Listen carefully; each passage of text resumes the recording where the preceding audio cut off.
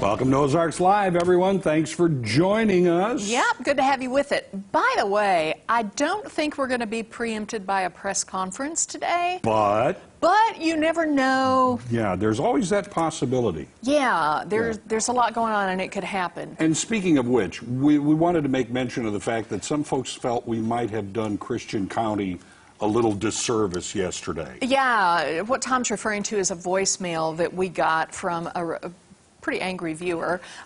So yesterday we took this press conference from the city of Springfield, right, and they alluded to Christian County being part of this stay-at-home order.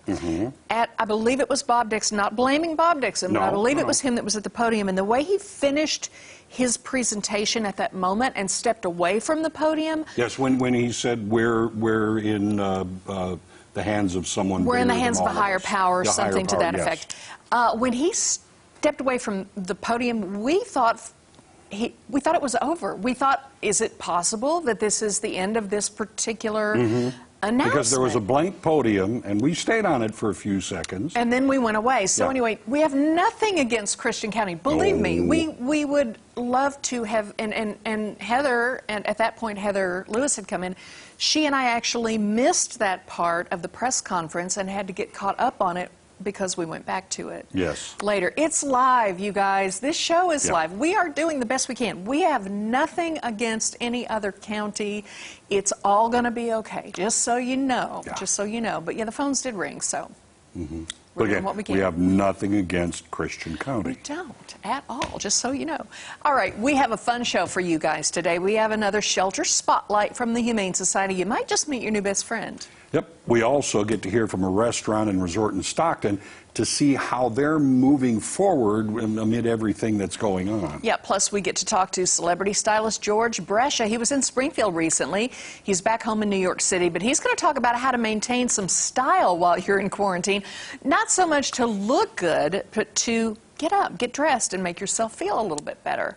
But before we get to that, we're going to show you what's on our radar. Tom, you're going to start today. All right. Just last week, a New York couple decided to move their nuptials up from October due to fears from the coronavirus. It could possibly worsen, all right?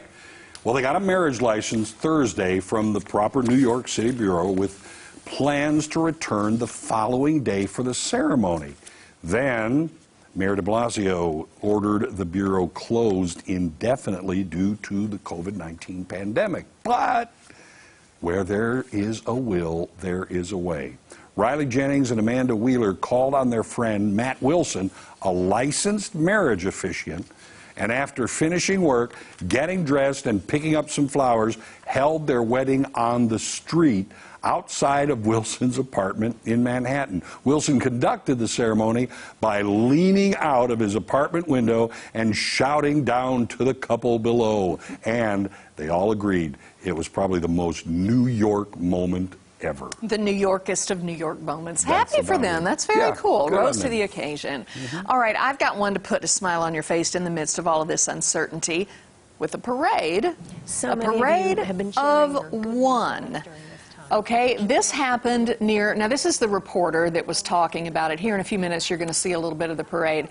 Near Albuquerque, New Mexico, this woman, Gloria Hill, and her husband Bud wanted to make their neighbors smile, so Bud got behind the wheel of his truck.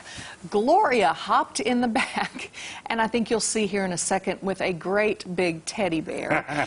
And they took a spin around the retirement community where they live. She says of her community, we are Sunshine Bluff strong. So apparently she lives in Sunshine Bluff, and as they went on their way down the street, you could see all of their friends and neighbors sort of lining the street going, hey, Gloria, good to see you. So I thought that was really neat, a parade of one. One person parade, had her own float, animatronics with the bear. Good on her. It's all about her. Yeah, I thought that was really cool. Good way to raise the spirits. I think so. Hey, talk about news you can use. Here's a website designed to help families calculate just how much toilet paper they need to ride out a quarantine. HowMuchToiletPaper.com asks users to input how many rolls of toilet paper currently inside the house, plus the average number of residents' daily visits to the toilet. The calculator then tells the user how many days their supply will last, Wow. as well as what percentage of the user's quarantine time will be covered. Yeah, the London-based creators say the average user of the website has about 500% more toilet paper than they need to ride out the quarantine period during the coronavirus pandemic. I knew it. Yeah, well, you can see that like 320 days. You see the percentage? Yeah, 22.86%. Okay.